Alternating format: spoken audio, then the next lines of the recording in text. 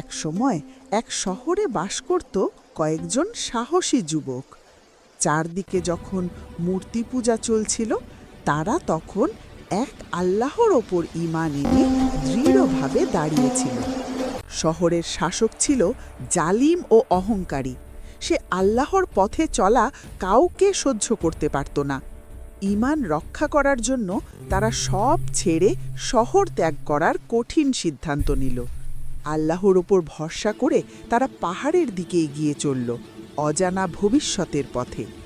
গুহায় পৌঁছে তারা আল্লাহর কাছে প্রার্থনা করল, হে আমাদের রব, আমাদের ওপর রহমত দান করুন।